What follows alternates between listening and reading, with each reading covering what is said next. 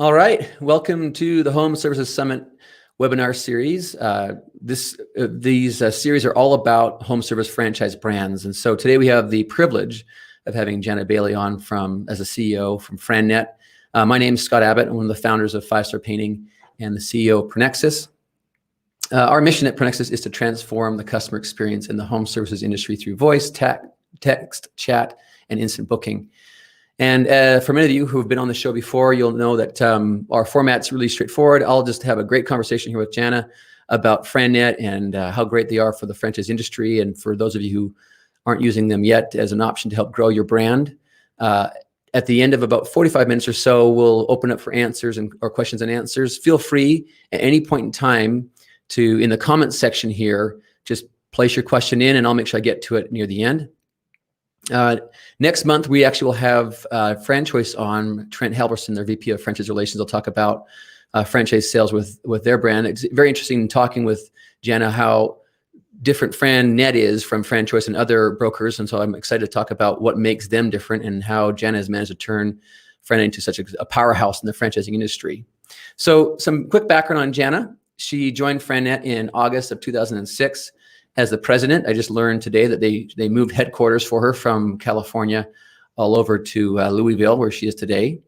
And as the CEO of the business since 2015, she's just helped them have unprecedented growth as one of the most respected voices in franchising.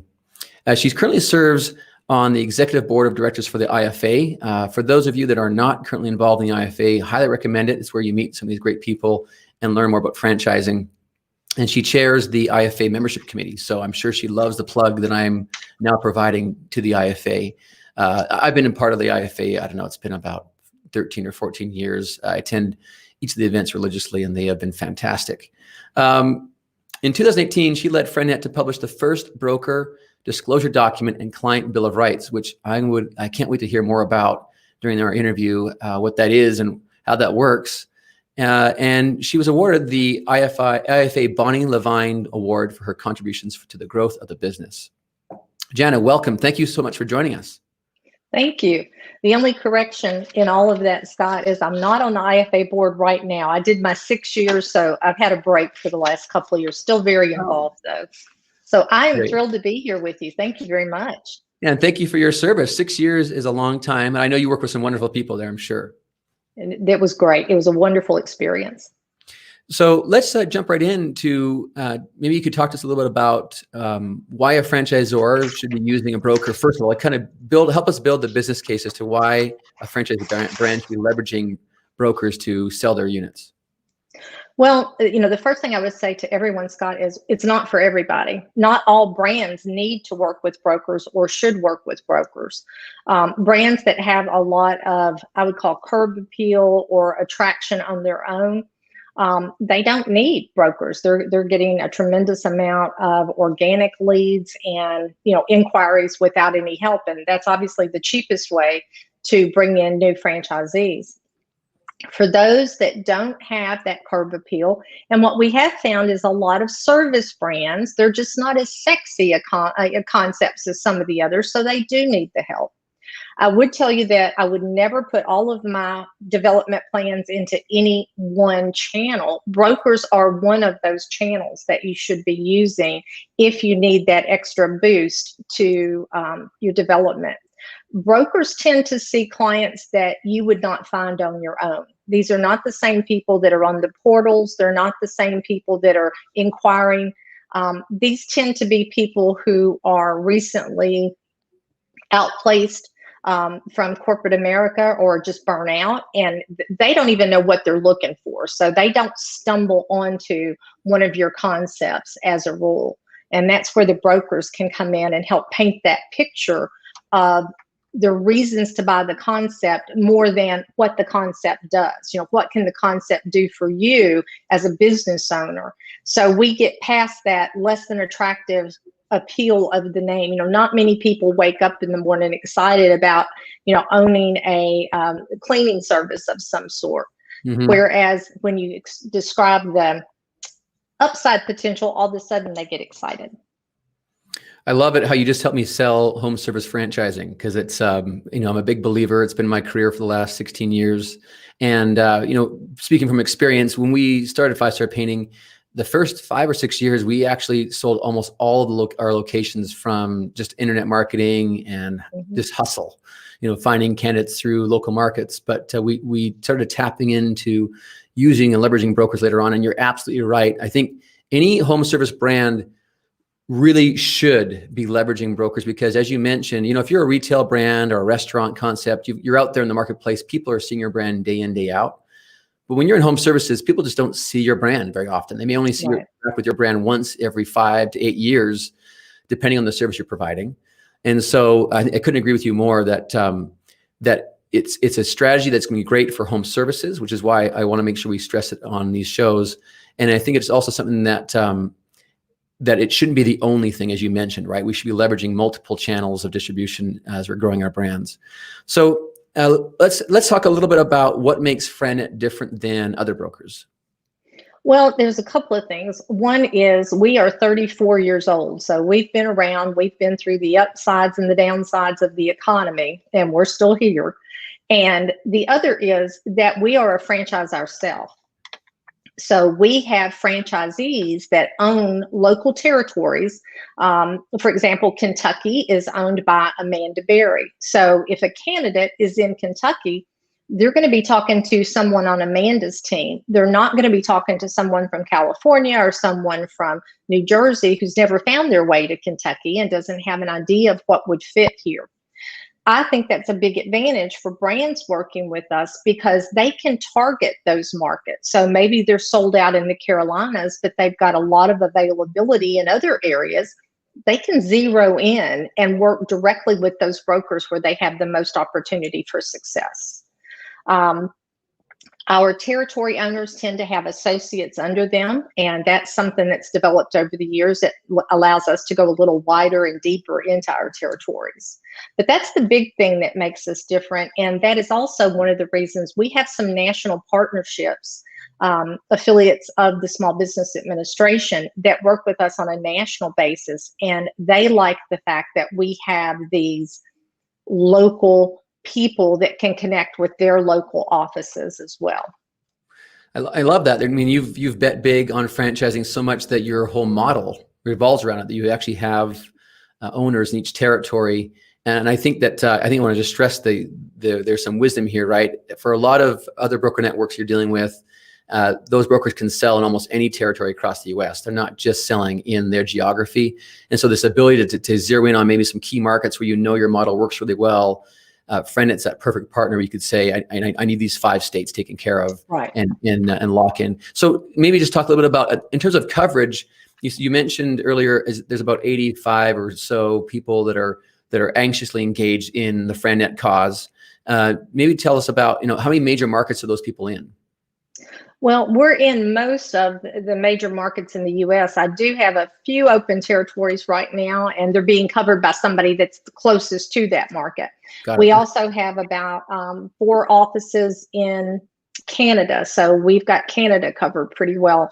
Those offices, each of them have as territories, but if there is open smaller markets around them, they're servicing that as well, because some of your small markets really wouldn't support a full-time FranNetter there. They just wouldn't get enough traction in those non-metropolitan areas. So they tend to encompass areas all around them.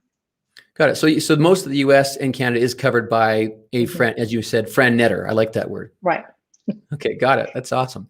So for those brands that are tuning in today that maybe aren't part of the FranNet inventory, maybe kind of walk us through, what does that investment look like, and how does one make sure that when they launch with FranNet that it's a successful launch and it works out really well for them?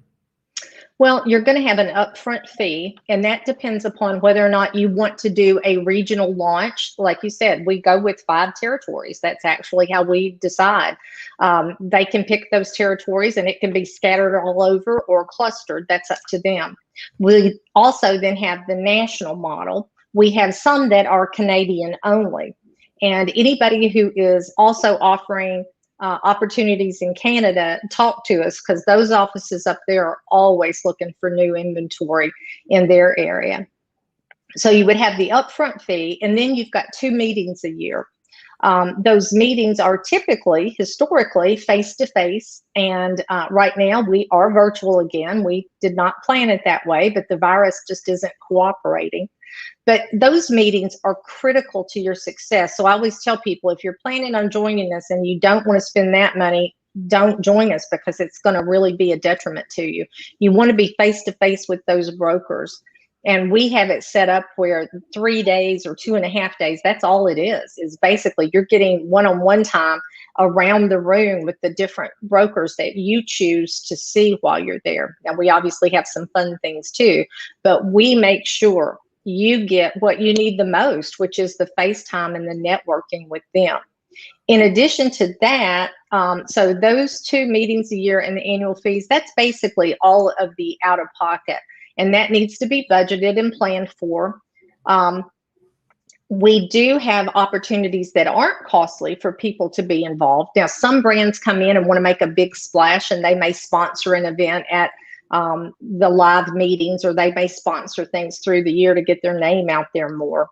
But that's strictly up to the brand. And we always lay out all of the opportunities, and then we stress what we think is really critical to a brand's success with us. I think you've said something that's really important, right? I think sometimes a brand looks at the investment as just getting in the inventory, and then they pay that money and they leave it. They don't continue the investment post entry into the inventory. Maybe just for a brand new brand, let's say they've got 50 locations, they haven't leveraged brokers yet, they're looking to expand now, and they want to join the FranNet community. Could you give us kind of a number they should be budgeting for in their very first year, aside from the broker fees, that they should make sure they set aside for the travel, attending, the fees that are monthly, or any fees enter? What's the ballpark range they should budget for? I would say about 25,000. It would be a good budget number, because, by the time you go to the 2 meetings and, like you said, the travel and then the upfront fee. Now, that's for a national launch. If it's for a regional launch, our regional brands don't get to go to the meeting, so that's out, and the fee is much less. So now we're in, like a $6,000 kind of range. That's actually interesting. Do you see that happen often, where maybe a brand that's maybe a little more mature but wants to go after a certain region they haven't developed in yet, focus on that? Or kind of, how do you see brands normally joining? Are they normally joining on a national basis, or is regional more attractive? Regional is more attractive to the young brands. For example, if they're so far, they've only been in California, maybe they've got California covered, but they're now wanting to come out of that state. Regional may make a lot of sense, because they're wanting to stay close to their core base. One of the problems, you've been in this long enough to know, as I do, people get those first few and it's scattered all over the place sometimes. And that's really tough to service. So for a starting out franchise, I would always recommend, let's get you a base built. Let's get a region established, and then you can expand from there. But be sure you've got, everything buttoned up that you can get to within a day before you go cross country. That's a great point. Yeah. And what does it cost? What should they budget for on a regional launch, all in, for the first year? I would say less than 10. I mean, with us, the fees are going to be like 6. But what they're going to want to do is be in front of those local brokers. So, I'm recommending getting in your car or getting on a plane and going and getting to know them, and together strategizing how you're going to grow out that territory. Jen, I love that you just said that, right? It's that hustle mentality, especially for a newer brand, getting in your car, driving over and meeting with a local FranNetter in that market, and or maybe paying for them to come. Do you do that where you have maybe a FranNetter is going to attend a discovery day for another brand they're selling? Okay. Yes. And of course, we've done a ton of virtual discovery days over the last 1.5 years, and that's been great, because nobody was out of pocket anything. And it's been a wonderful way for those brands to educate our people without the expense. Yeah. I think it's great advice, that some gold nuggets there for sure. Let's talk a little bit about so if a brand's really interested in working with FranNet, what do they have to do to qualify, and what are you looking for in the brands you work with? Well, we have a franchisor relationship team, and they're going to direct you to a link that is an application process. And it's basically getting the history and where you are now It's things like, how many franchisees do you have? What's your turnover been? Do you have an item 19, which you pretty much have to have an item 19 for us to bring you on, because that's so important in today's environment. Also, after that, we're also asking for a copy of the FDD. I was a banker for 18 years and I'm still a numbers person. So we look at those financial statements in the FDD pretty carefully to make sure the brand is properly capitalized. I don't want to see a brand come in with almost no cash and us referring clients that are going to sign a 10-year contract. That's not good business. I want to be sure that brand is solid and they're well established. I want to see who the people are that are running it, what their background. I like to see somebody with some prior franchise experience involved in the brand, because we all know it's very different to run a company than it is to run a franchise. Mm-hmm. And that's always a real eye opener for some people who franchise their, great idea. Validation is critical. That is probably the thing that will get a brand turned down by us quicker than anything. They have to have solid validation, because we're entrusting our client to you when we make that referral. And that client is trusting us to introduce them to good, solid brands. It's not going to work that way if we have brands that people are calling their franchisees and hearing, this is the worst thing I've ever done. These people are terrible. I've had no support. So being sure your validation is good, solid, and buttoned up before you try to get with the brokers is the best thing a brand wanting to work with us could do. And I think when we were talking backstage, you mentioned something that I thought was interesting. You mentioned Shellys Son. We joined FranNet when she only had 2 franchisees. You mentioned how impressed you were. And for those of you who know Shellys Son, she's brilliant and a wonderful woman. I would love for you just maybe talk about, what made that exception for you? Because with only 2 locations, it's kind of hard to get validation, right? What made you make that bet on her in those early days? Well, we loved the concept. I mean, Shelley was one of the first to really step out in that senior care, home service space. The other thing was Shelley's sharp, and it didn't take spending much time with her to know that this thing was going to do well. They were well capitalized. They had their program and their plan in place. They had already, put a solid operations manual in place with just a couple of franchises. And they were willing, and I think this is something for young franchisees, they were willing to listen and take feedback on things that needed to happen in the sales process. So it was a great match from day one. Well, I mean, the story is continuing to be told, and she has clearly been very successful with that brand launch. That's great to hear. And so for those of you that are listening there, maybe earlier in your business, maybe don't have a lot of franchisees, you now know the secret. You've got to impress the team and with yourself and your business, and make sure you're well capitalized to get in access to the right broker networks. So let's talk a little bit about specifically to home services and home service brands. We don't have to name any brands in particular, but I'd love to just get your view or what you've seen in terms of what brands you are seeing that are moving faster than others in home services categories in general, and just your thoughts on maybe why. Well, we saw a huge uptick last year in home services, anything that was branded essential services, and most home services were classified as essential services.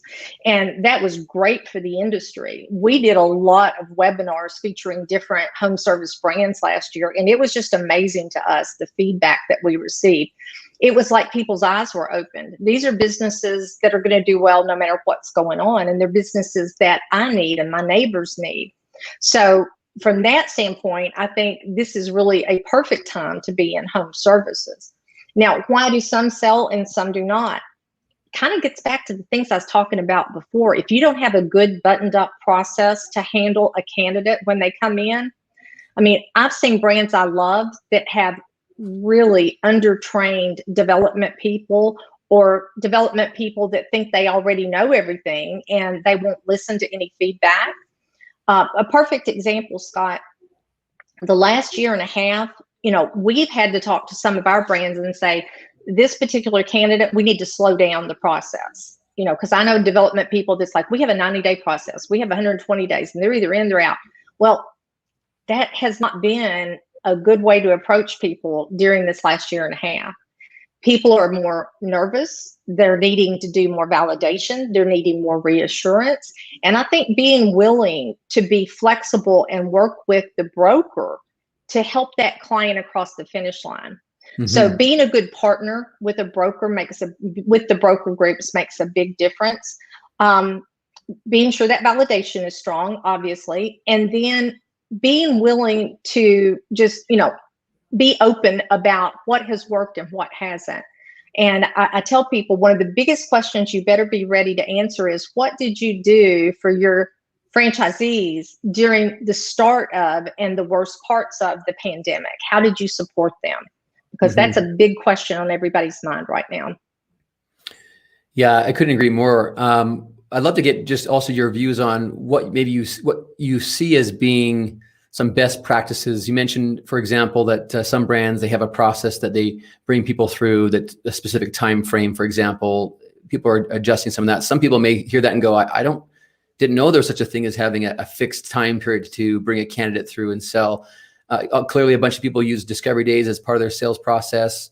I'm assuming many of those discovery days have gone virtual for a lot of brands, and I've heard that from a lot of home service brands. I'd love to get your views on, like, if there's one brand out there that has just done it all right, what would you say are some tips and tricks around making sure that you have the best franchise sales process possible?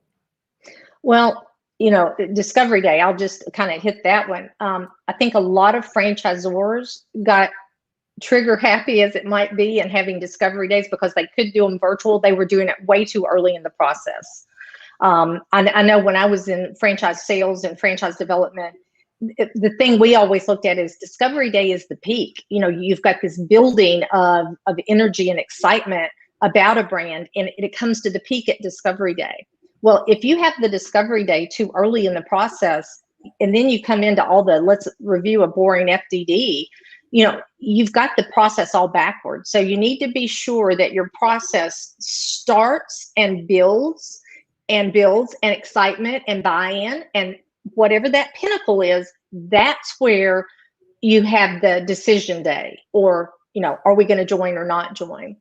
And I think being very sure that you stay in the mode of awarding franchises, not selling franchises. And for newer people in development, I would say that the hardest thing for you is to control that commission breath, because the minute the client feels like they're being sold, they're out of there.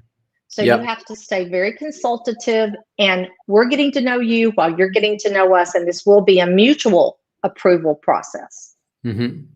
Yeah, the velvet rope kind of idea. We don't want to be selling anyone anything. We want to be letting them in and make sure they are as good as a candidate as perhaps they think we are to them. So let's talk about how, you mentioned COVID and how it's kind of changed things a little bit. There's been, as you mentioned, increase in interest.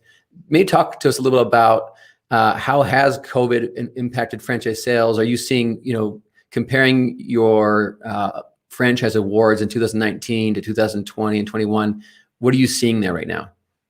Well, obviously 2020, it felt like the wheels fell off about March of last year, March the 13th, that Friday. I'll never forget. I was in Texas for an industry event, and it was just like the world stopped. So it took a couple of months really for people to kind of get over the shock of what we were dealing with. No one in our generation has dealt with anything like this before. And people were petrified, what's going to happen. So once we got past that, so March, April, May, we started seeing things warm up again, people getting out of their cocoons and willing to talk. And by the end of the year, we were meeting our projections for those months, but we didn't quite catch up with those couple of months where the wheels were at a stop. But we still had a very good year. This year, we've hit the numbers we expected to hit. I've got to say, it's felt like pulling teeth sometimes at the end of the month. Is, am I going to hit that number? But we've been there. I'm very proud of that. What I'm hearing from the field is people are taking longer to make that decision. There is still, as much as we'd all like to think we're done with COVID, it just keeps sticking its ugly head back in. And as long as it's doing that, that's causing an uncertainty. Anytime presidential elections cause uncertainty, and you see people slow down around that time, any big event causes people to step back and go, how is this going to impact my business if I do it? So we're seeing that this year, people taking longer. They're in the process. Pipelines are good and full. It's just being sure we keep coaching them and, getting them through to the finish line. So would you say that lead flow, if you were to compare 2021 up through to, year to date compared to last year, is lead flow up over last year? Dramatically up over last year. Dramatically. Now, converting a lead to an engaged client is where we see some lag, and even more so in getting that client to the signed. So it's just the process is just longer this year. Yeah, so it sounds like lead flow's up, sales are taking a little longer to make, but maybe the close rates could still be roughly the same. So there ultimately be more volume, but we're seeing just more sit in inventory, if you will, than in moving off the shelves. What are your thoughts on 2022? Do you think, with what we know so far, do you expect 22 to be much different than 2021? I wish I had that crystal ball, Scott. I really, really do. I want you to have it, so you can tell us.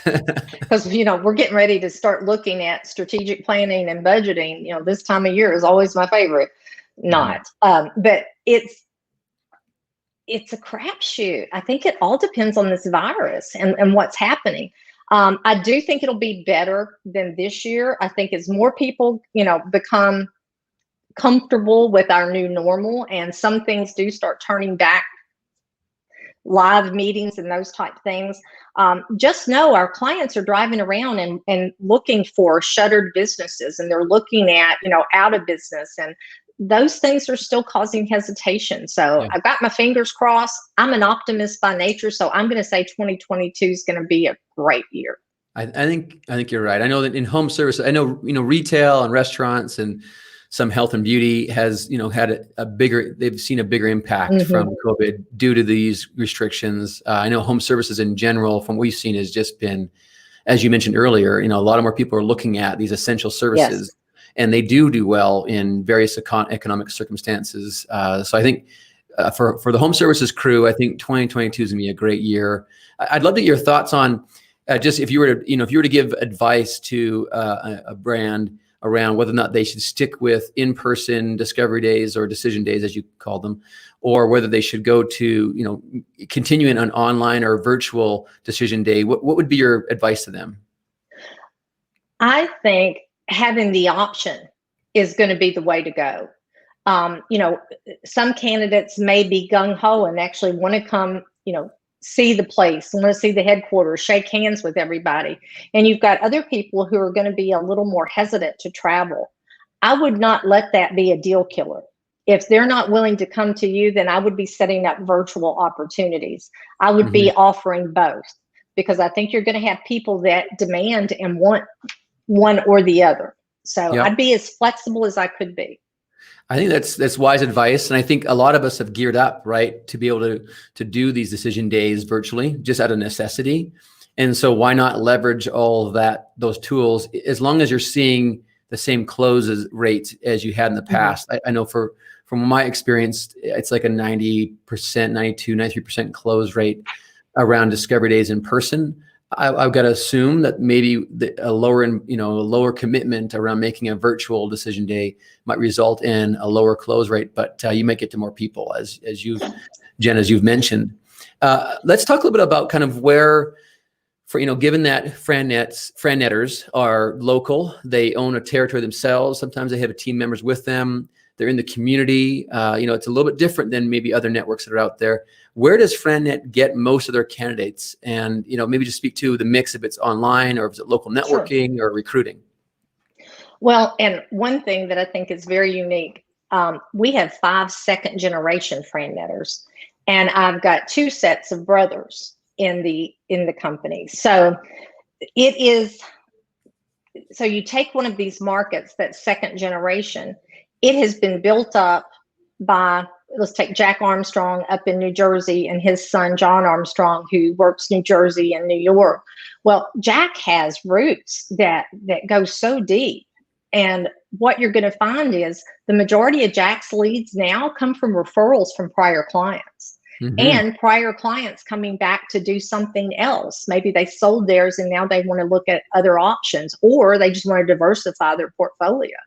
So referrals are huge for us. And that's the benefit of being a 34-year-old company.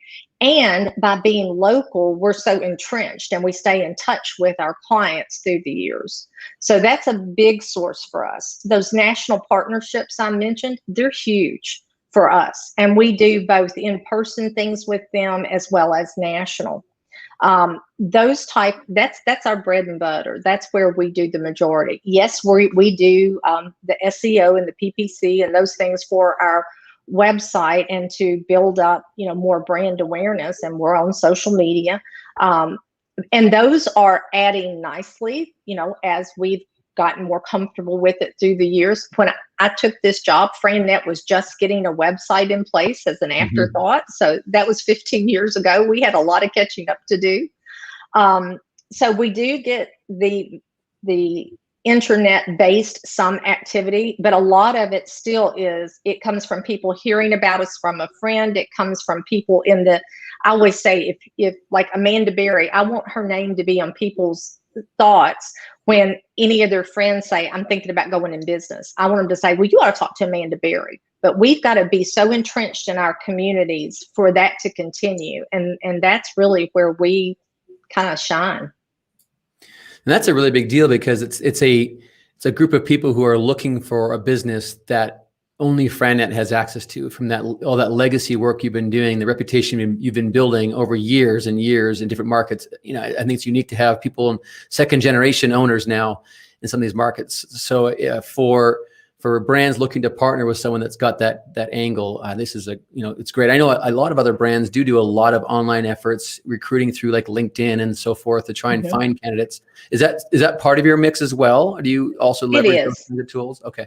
It is. And of course, the way we're structured, Scott, is our individual franchisees really decide where they're going to spend their money and how they're going to market. So we do have a national marketing fund, and our FAC helps oversee that. But the majority of the marketing has to happen at the local level, because we're not going to ever be Coca-Cola where everybody knows our name and we can just blast it out there. It really has to be the individual office owner's investment back into their business. Got it. So for those listening, I think what they'd love to hear as well from you is maybe some benchmarks around what they should expect. If 100 leads, and Mail is going to speak this briefly on us, because we had Keith Gerson on, and he was talking about some statistics around close rates. And he was saying, roughly 5.8% or so of the leads that a brand gets result in a close. I'd love to get your viewpoint on that. From FranNet's perspective, if 100 leads come through FranNet, through your FranNetters, how many of those do you expect to place? Well, of course, we look at the leads that come in, and then we look at those that engage with our brokers, that actually get to what used to be a face-to-face meeting, and now it's a virtual meeting. But they actually have that meeting. If they have that meeting with FranNet and actually start our process, one out of 4 will finish. Now, we know that we're going to lose some of them along the way. It's just not the right thing for them, or it's not the right time. Now, out of that, when you go to a referral, we're going to refer that client to 3 to 4 concepts. Got it. So even though 1 out of my 4 will buy, now you've got 1 out of a 4 chance of getting the one that closes. Overall, we're somewhere, Keith's numbers to us, Keith Garrison's, we're like 9.8% out of the total that go out there.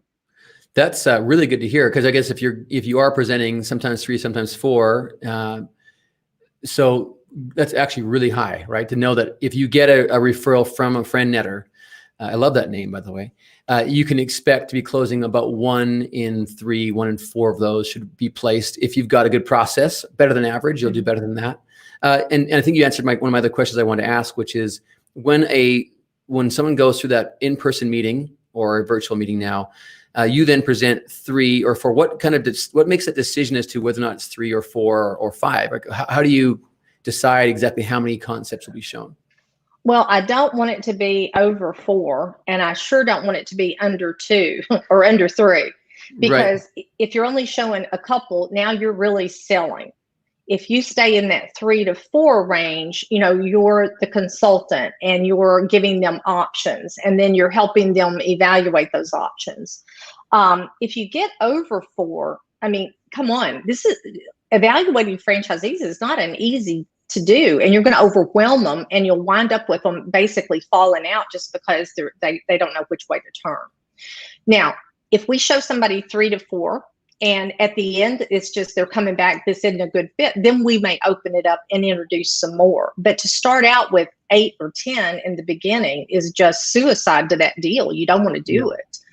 So that's a good point then. So you will show maybe 4 concepts at the very beginning.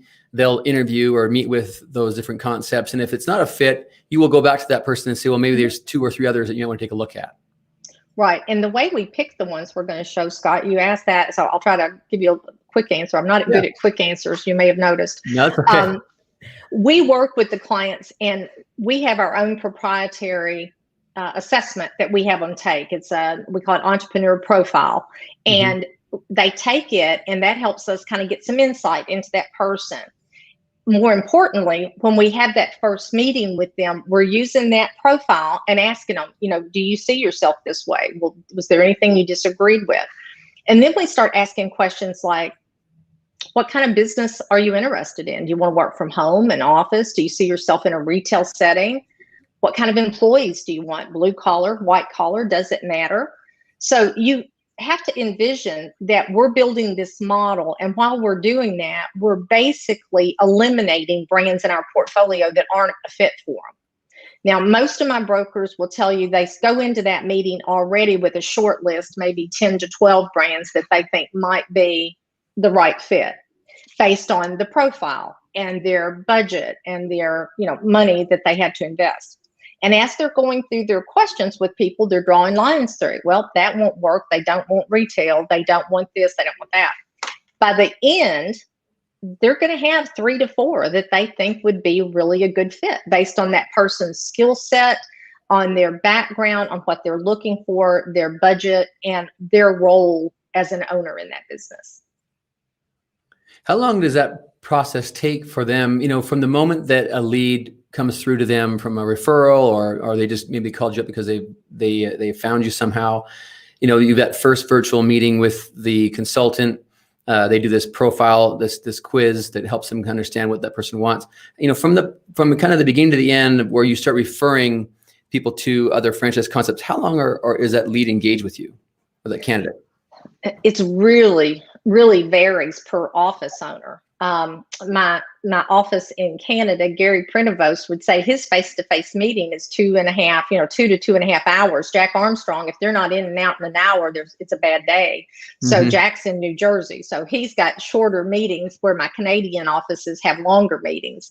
But other than that, they're going to have that pre-call before the face-to-face, where they do pre-qualification. They've already gotten the assessment, then they have the meeting, and typically they may have 1 or 2 other meetings or calls before the actual referrals start. It just depends on the office. Some of them do the referrals the day of the first face-to-face.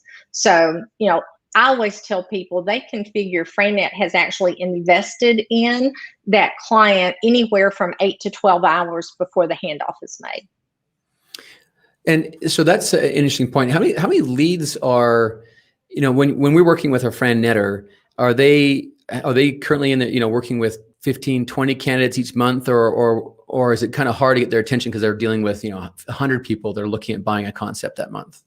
Well, again, it depends on the office, but I would say, my busiest offices may be juggling anywhere from 20 to 30 in a month. Okay. Prospects at different stages, and some of my smaller offices may have 10. So it just depends on the market and the individuals and the opportunity, quite frankly. Yeah, that makes sense. I don't think we covered this before, but it's probably a good thing to hit on. Obviously, the broker model is one where there is some fees to get into the FranNet inventory, to attend the one of the 2 meeting or both meetings each year, and there's also a success fee that's being paid from the franchise brand to FranNet. What should, when someone's thinking about the percentage of the franchise fee that they should be allocating towards that success fee, What does that look like normally? What should people be planning for? Well, that's a tough one too, because I'll tell you what the average fee right now, placement fee this year, is somewhere around 36,000. Now, Okay. that is a blend. Of course, some are multi-units, some are, 3 packs, 5 packs, whatever. Okay. The bottom tier minimum we think you should even consider is a $25,000 fee. And That's that's for a just single because, unit. yeah, that's for a Yeah. single unit. And that's just because that's what the market is demanding right now. Yeah. We've got some exceptions, a few, and they have to have a very good, they have to just be like something that's going to sell like popcorn out there, and, they're very low cost. But in the general term, I would say you need to be looking at a $25,000 to $30,000 unit, fee, one unit. If Okay. you've got multi-units, then you can get into, now when you get into, 3 to 5, maybe it is 40% of the total collected, because you're decreasing your fee Yeah. as you get multi. So will we. And So our team does a really good job of helping guide you on that.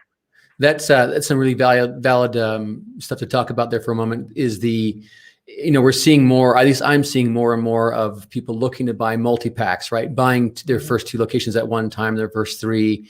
And then, as you mentioned, this strategy of reducing that franchise fee on their second or third territory. Right. How often, when people are placing with a candidate, do you know any idea how many of those candidates are normally buying 2, 3, or 4 packs versus single units? Well, again, it kind of depends upon the territories involved. My people in smaller markets aren't going to have the opportunity to do multi-units that my people in larger metropolitan areas do. Mm-hmm. But throughout the year, I would say probably 30% of our sales are multi-unit. It may be higher because I've never actually cracked down on that number quite so much. They're always nice to have, but they're not always the best thing for the client. So it's, Right. again, looking at what's realistic for the market you're in. Yeah. I think it's good advice to make sure that you are making that part of the options you offer. When I first started franchising, it was always just about a single unit, and we just never, frankly, ever sold a multi-unit ever. It was always just a single unit each time. But as we got into the broker networks and we found strong candidates, offering multi-unit was important. I will also say, and this is probably worth saying more than once, that the moment we increased our franchise fee, so instead of charging $30,000 to buy a territory, we're charging $50,000, $55,000, $60,000, and offering multi-unit. So people who had bigger aspirations, the candidates that were being brought to us from broker partners were just simply better and stronger candidates. The people coming in who had that kind of capital just were better suited to growing a company more aggressively. So Exactly. there's a kind of unintended benefit to offering multi-units and raising your franchise fee and maybe paying broker partners a little bit more, and that you're going to get stronger candidates. I would love to dive back into something that was brought up or in your bio, which is a little bit unique, and I want to just have you take a minute to talk about that. You said that you mentioned that you had published the first broker disclosure document and client bill of rights. Tell me more. What is the client bill of rights, and how does the broker disclosure document work? Well, it came about because Robert Crisanti, who was the president of the IFA at that time, had let us know, most of the broker groups in the IFA let us know that the Federal Trade Commission was kind of raising their eyebrows about what brokers were doing out there. We seemed to be getting attention. And of course, that made me a little nervous, because that's not one place you want to be talked about, is the Federal Trade Commission. So we actually had a small group of the heads of some broker groups get together and try to figure this out. And we couldn't seem to reach an agreement. So I came back and talked to my board and said, this is something we really need to do. So the first part of it was the client bill of rights. And what that outlines, Scott, is we give this to everybody who starts in our process. And it basically tells them what we do and what we don't do, what our role is and what their role is. We make it very, very clear that we're here to advise and to make recommendations. We're not here to sell. We can't tell them which one is the best one for them. They have to make decisions. Even though we have screened the brands we work with, they have to do the due diligence. That's on them. We can't do that for them. So it it really kind of draws some boundaries around it.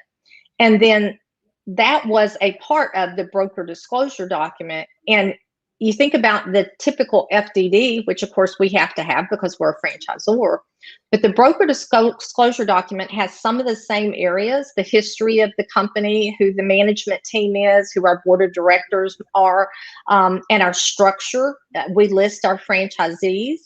We do not give the names of the brands we work with, but we give percentages of the types. So, the SIC code, the standard industry code, how many fall into different categories.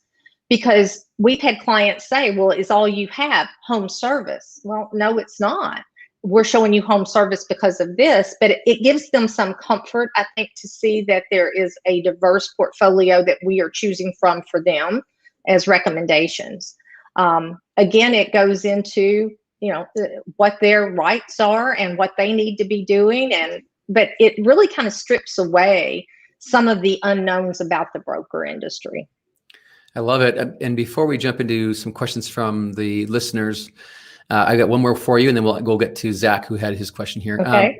When your FranNetters are presenting opportunities to candidates, the candidates are aware that they are paid on a success fee as a percentage of the franchise fee. It's disclosed from the very beginning, so everyone knows that's how the model works.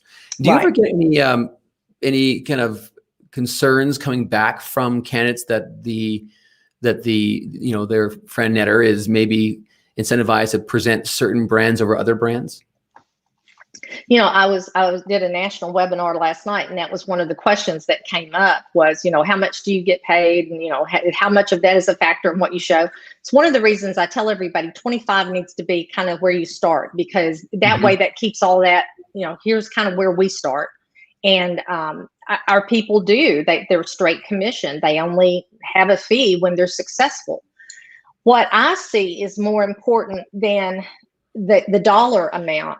Because we're territory bound, we're going to have to see those people if we're not making good recommendations. It'll come back and bite us. So our people are very concerned about the overall success rate of a franchisor. They're very concerned about, if it's a sold and not open big event in that franchise, why is it they can't get locations open? There's no real estate available for those type brands. Those are things my people look at really, really hard. Fees are, yes, great, but they're not if they're going to be, validation kills it, and you've been chasing a brand just because the dollars, that's going to blow up the whole thing. And one upset client can really hurt your reputation in a lot of our markets. So it's a factor, but I don't think it's as big a factor as people would suspect.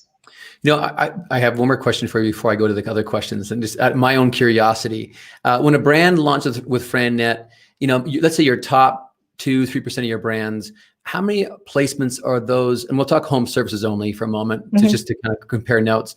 What would a top brand expect to be placing with FranNet in a year? Are they placing 5 locations, 15, 20? What are your thoughts on that? We actually publish every month who our horses are, our top guns, who got the top 5, and we give awards at the end of the year for that. And what you're going to see is those that are in the top 5, they're probably doing in the 20 range, to even be in the top 5. So it varies from year to year and brand to brand. I mean, we represent 250 brands. So some years it seems more well spread among the whole inventory, and then occasionally you just have a few of those breakthrough brands that just go through the roof. So it's a great note for all the listeners. And we all want to be the top 5. If you're in the top 5, you can expect to be placing somewhere around 20 candidates each year through FranNet. Okay, great. Let's get to Zach Nolte's question, and I think this is probably a great one for all of us. Outside the yearly events, what are the best ways to get noticed by consultants for new brands to FranNet? Wonderful question, and one I answer often. Pick up the phone and call these people. Don't sit and wait for them to get in touch with you.